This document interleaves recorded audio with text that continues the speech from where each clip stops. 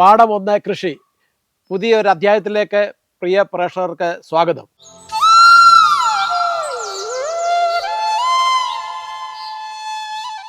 നമ്മുടെ ഇന്നത്തെ അതിഥികൾ പത്തനംതിട്ട ജില്ലാ കൃഷി വിജ്ഞാന കേന്ദ്രം subject matter specialist doctor Sindhu Sadanandan, ഒപ്പം Vinu John, computer programme assistant.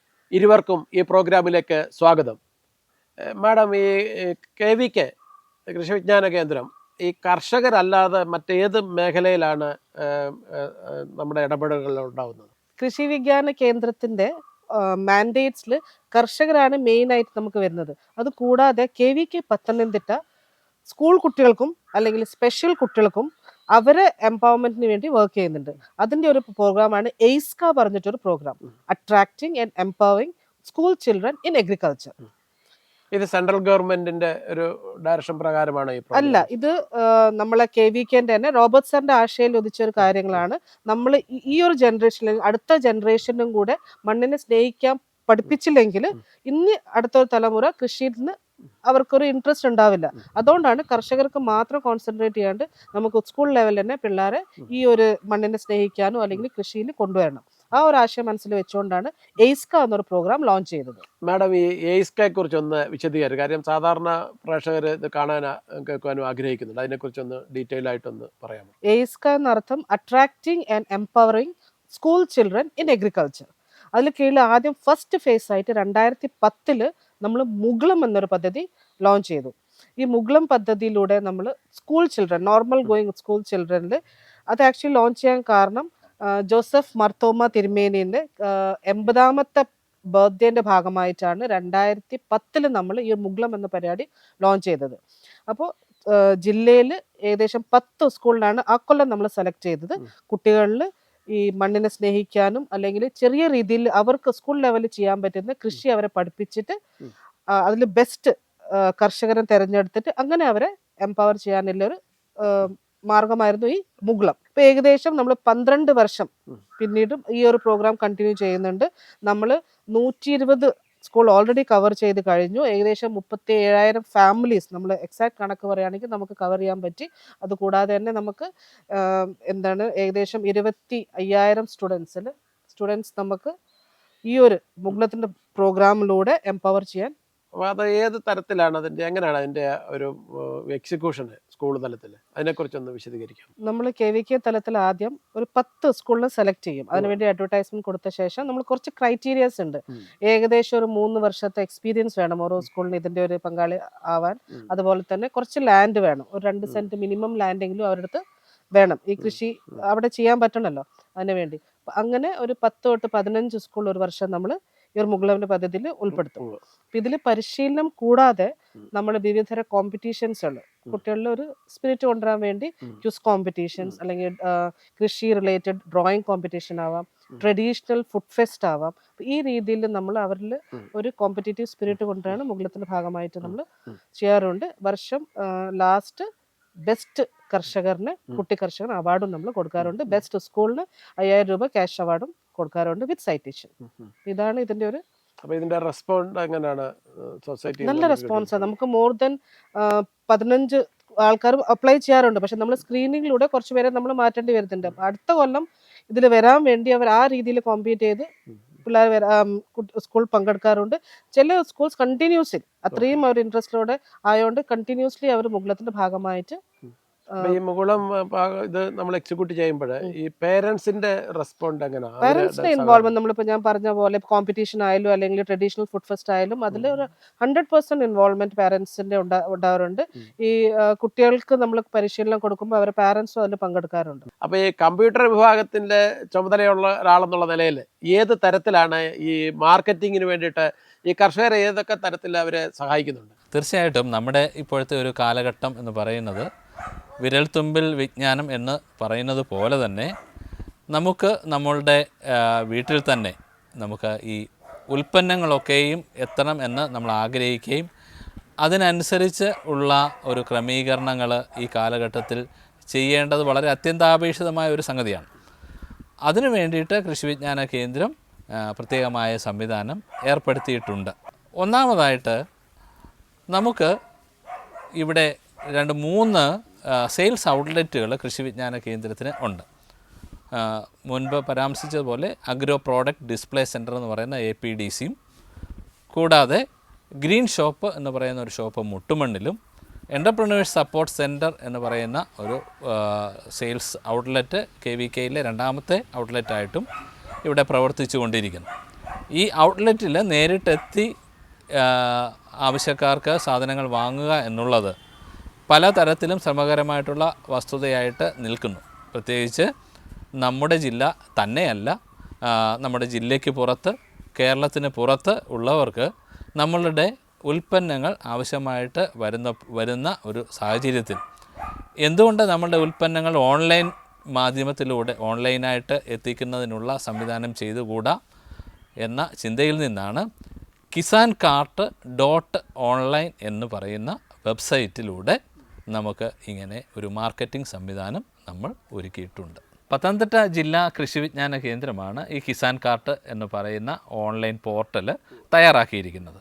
പ്രധാനമായിട്ട് പത്തനംതിട്ട കൃഷി വിജ്ഞാന കേന്ദ്രം ഇതിന് നേതൃത്വം നൽകി കൃഷി വിജ്ഞാന കേന്ദ്രത്തിൻ്റെ ഉൽപ്പന്നങ്ങൾ ഇന്ത്യ ഒട്ടാകെ നമുക്കിത് ലഭ്യമാക്കുന്നതിനുള്ള ഒരു നടപടിയുമായിട്ടാണ് മുൻപോട്ട് പോയി ഇത് ലോഞ്ച് ചെയ്തിരിക്കുന്നത്. ഇത് നമ്മുടെ സാധാരണ കർഷകർ, ഇപ്പോൾ KVK ആണല്ലോ ഇതിൻ്റെ ഇനിഷ്യേറ്റീവ് എടുത്തത്. അപ്പോൾ ഈ സാധാരണ കർഷകരുടെ അവരുടെ ഉൽപ്പന്നം എങ്ങനെയാണ് ഈ ഇതുമായിട്ട് ലിങ്ക് ചെയ്തിരിക്കുന്നത്, അതിൻ്റെ പ്രവർത്തന ശൈലിയെക്കുറിച്ചൊന്ന്. ഞാൻ മുമ്പേ പറഞ്ഞല്ലോ, നമ്മുടെ സോൺ 11 കൃഷി വിജ്ഞാന കേന്ദ്രങ്ങളാണ് ഇപ്പോൾ തുടക്കത്തിൽ ഈ ഒരു പദ്ധതിയിലേക്ക് കടന്നു വന്നിരിക്കുന്നത്.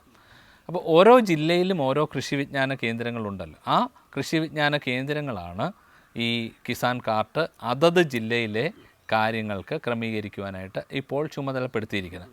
ഉദാഹരണത്തിന് പറയുകയാണെങ്കിൽ പത്തനംതിട്ട ജില്ലാ കൃഷി വിജ്ഞാന കേന്ദ്രം ആണ് പത്തനംതിട്ട ജില്ലയിലെ ഈ ഒരു കിസാൻ കാർട്ട് ഓൺലൈൻ എന്ന് പറയുന്ന വിപണി ഓൺലൈനിലത് നിയന്ത്രിക്കുന്നത്. അപ്പോൾ കർഷകർക്ക് തീർച്ചയായിട്ടും അവരുടെ ഉൽപ്പന്നങ്ങൾ വിപണനം ചെയ്യാനായിട്ട് കഴിയും.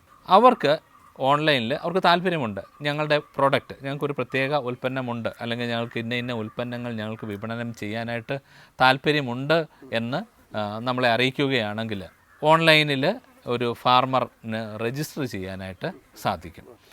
ഓൺലൈനിൽ രജിസ്റ്റർ ചെയ്തതിന് ശേഷം തീർച്ചയായിട്ടും ഞാൻ മുമ്പേ പറഞ്ഞതുപോലെ ജില്ലാ കൃഷി വിജ്ഞാന കേന്ദ്രം ഇത് ചെയ്യുന്നത് കൊണ്ട് ആ കൃഷിക്കാരനെ പറ്റിയും അദ്ദേഹം കൊടുക്കുന്ന ഉൽപ്പന്നത്തെ പറ്റിയും ഈ കൃഷി വിജ്ഞാന കേന്ദ്രത്തിന് ബോധ്യമുണ്ടെങ്കിൽ മാത്രമേ അവരുടെ ഉൽപ്പന്നങ്ങൾ ഈ ഓൺലൈൻ മാർക്കറ്റിലേക്ക് നമ്മൾ വിപണനത്തിനായിട്ട് സ്വീകരിക്കുകയുള്ളൂ. അതുകൊണ്ട് തീർച്ചയായിട്ടും നല്ല ഉൽപ്പന്നങ്ങൾ, കർഷകർക്കുള്ള നല്ല ഉൽപ്പന്നങ്ങൾ വിപണനം ചെയ്യാം. അപ്പം നമ്മുടെ FAO ഫാർമേഴ്സ് പ്രൊഡ്യൂസിങ് കമ്പനി ഉണ്ടല്ലോ, അപ്പോൾ അവർക്കും ഇത് പ്രയോജനപ്പെടും ഒരു തലത്തിലേക്ക് നീങ്ങിയിട്ടുണ്ടോ? തീർച്ചയായിട്ടും. അതായത് 3 വിഭാഗങ്ങളെയാണ് നമ്മൾ ഇതിനായിട്ട് പ്രധാനമായിട്ട് ഉദ്ദേശിച്ചിരിക്കുന്നത്. ഒന്ന് കൃഷി വിജ്ഞാന കേന്ദ്രവും അതിൻ്റെ ഉൽപ്പന്നങ്ങളും, രണ്ടാമതായിട്ട് കർഷകർ, മൂന്നാമത് farmer producer organisation. Farmer producer organisation എന്ന നിലയിൽ അവർക്ക് അവരുടെ ഫാർമേഴ്സിൻ്റെ എല്ലാം ഒത്തുചേർന്നുള്ള ഉൽപ്പന്നങ്ങൾ ഒരു പൊതുവിപണിയായിട്ട് കൊണ്ടുവന്ന് ഈ കിസാൻ കാർട്ടിൻ്റെ ലെവലിൽ നമുക്ക് അവരുടെ ഉൽപ്പന്നങ്ങളും വിപണനം ചെയ്യാനായിട്ടുള്ള ഒരു സാധ്യത ഇതിലൂടെ. അപ്പോൾ ഈ മുകുളം പദ്ധതിയിലെ കൊച്ചുകുട്ടികളുടെ അവരുടെ കാർഷിക മേഖലയിലേക്കുള്ള ഒരു എടുത്തുചാട്ടത്തിന് വേണ്ടി അവരെ അതിൽ പ്രബുദ്ധരാക്കുക, അത് ഈ കുട്ടികൾ അതിൽ മാത്രം ഒതുങ്ങി നിൽക്കുവാണോ, അതോ മറ്റ് മുതിർന്നവർ, അതായത് കോളേജ് ലെവലോ അല്ലെങ്കിൽ അല്ലാത്ത കുട്ടികളും ഉണ്ടല്ലോ, ഈ സ്കൂളിൽ വരാത്ത നമുക്കെന്താ ഒരു പറയുക, ഭിന്നശേഷി വിഭാഗത്തിൽപ്പെട്ട കുട്ടികൾ, അങ്ങനെ പല മേഖലയുണ്ടല്ലോ. അപ്പോൾ ഈ സ്കൂളിൽ മാത്രം ഒതുങ്ങി നിൽക്കുവാണോ, അതോ ഇത് മറ്റു മേഖലയിലേക്കും വ്യാപിപ്പിച്ചിട്ടുണ്ടോ? അതിനെക്കുറിച്ചൊന്ന്. തീർച്ചയായും മുഗ്ലം ഒരു പദ്ധതി നമ്മൾ സ്കൂൾ കുട്ടികളിലാണ് കോൺസെൻട്രേറ്റ് ചെയ്യുന്നത്. പക്ഷെ അത് കൂടാതെ ഭിന്നശേഷി കുട്ടികൾക്കും എങ്ങനെ അവരെ എങ്ങനെ എംപവർ ചെയ്യുക, ആ ഒരു ആശയം നമുക്ക് വന്നത് നമുക്കറിയാം. ഈ കൃഷി വിജ്ഞാന കേന്ദ്രമുള്ള ക്യാമ്പസിലാണ് MCRD ഭിന്നശേഷി പിള്ളേർക്കുള്ളൊരു MCRD സ്കൂളുണ്ട്. അവരത് നമുക്ക് പ്രചോദനം കിട്ടിയിട്ട് ആദ്യം ഒരു പൈലറ്റ് അടിസ്ഥാനത്തിൽ ഹരിതോദ്യം പറഞ്ഞൊരു പ്രോഗ്രാം നമ്മളെ MCRD സ്കൂൾ കുട്ടികളെ ഉൾപ്പെടുത്തിക്കൊണ്ട് അവരെ ഗ്രോ ബാഗിൽ ചെറിയ രീതിയിൽ കൃഷിയൊക്കെ പഠിപ്പിച്ചുകൊണ്ട്, കോഴി വളർത്തൽ, അങ്ങനെ ചെറിയ രീതിയിൽ അവർക്ക് ചെയ്യാൻ പറ്റിയ കൃഷി പഠിപ്പിച്ചുകൊണ്ട് നല്ലൊരു റെസ്പോൺസാണ് നമുക്ക് കിട്ടിയത്. ആ ഒരു ബാക്കപ്പിലൂടെ നമ്മൾ നബാർഡിന് ഒരു പ്രപ്പോസൽ കൊടുത്തു. നബാർഡ് യൂഷ്വലി അവർ സാങ്ഷൻ ചെയ്യുന്ന കർഷകരുടെ എംപവർമെന്റിന് മാത്രമുള്ള പ്രൊജക്ട്സ് അവർ സാങ്ഷൻ ചെയ്യണം. പക്ഷെ അവർ ആദ്യമായിട്ട് റിസ്ക് എടുത്തുകൊണ്ട് KVK പത്തനംതിട്ടയ്ക്ക് നമുക്ക് 2014 ഓപ്പർച്യൂണിറ്റി ലേണിംഗ് സെന്റർ എന്ന പേരിൽ ഒരു പ്രൊജക്ട് സാങ്ഷൻ ചെയ്തു, സാധ്യത പഠന കേന്ദ്രം. അപ്പൊ നമ്മൾ ജില്ലയിൽ 13 ഭിന്നശേഷി സ്കൂളുകളുണ്ട്.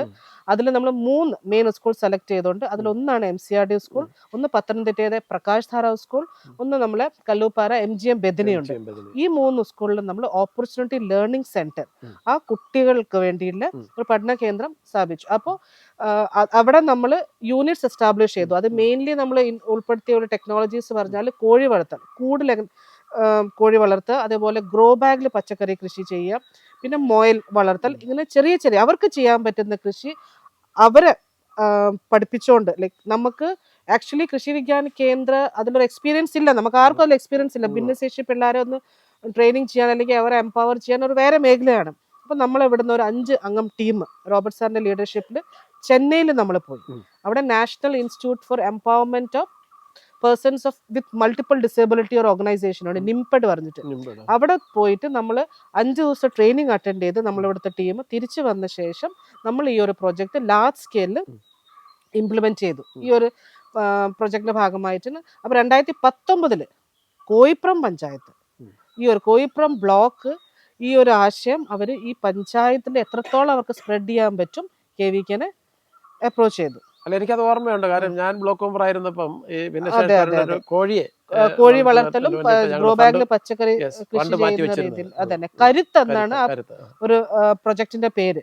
Koipram model for accepting and respecting talents of hampered പറഞ്ഞിട്ടൊരു പദ്ധതിയാണ് കോയിപ്രം ബ്ലോക്കിൽ നമ്മൾ 4 വർഷം 2021 വരെ ആ ഒരു പദ്ധതി കണ്ടിന്യൂസ്ലി കൊണ്ടുവന്ന് ഓരോ വർഷം 20 കുട്ടികളെ വീട്ടുകളിൽ ട്രെയിനിങ് കൊടുത്തുകൊണ്ട് അവിടെ നമ്മൾ യൂണിറ്റ്സ് എസ്റ്റാബ്ലിഷ് ചെയ്തു. കോഴി വളർത്തലും അതേപോലെ ഗ്രോ ബാഗ് പച്ചക്കറി കൃഷി, പിന്നെ നഴ്സറി പരിപാലനം, ഈ എല്ലാ വിഷയത്തിലും നമ്മൾ കുട്ടികളെ എംപവർ ചെയ്തു. ഒരു വലിയൊരു ദൗത്യമായിരുന്നു. കാര്യം ഈ നല്ലൊരു എക്സ്പീരിയൻസ് ഭിന്നശേഷിക്കാരുടെ കാര്യം അവരിങ്ങനെ ഐഡിയലായിട്ട് ഒരു ഗ്രൂപ്പ് ഓഫ് ആൾക്കാരുടെ ഉള്ളിൽ കിടക്കുമ്പോൾ വ്യത്യസ്തമായ ഒരു മേഖലയിലേക്ക് ചെല്ലുമ്പോൾ അവർക്കുണ്ടാകുന്ന ഹാപ്പിനെസ് എന്ന് പറയുന്നുണ്ട്, അവർക്കൊരു അപ്രീഷിയേറ്റ് ചെയ്യേണ്ട ഒരു കാര്യം തന്നെയാണ്.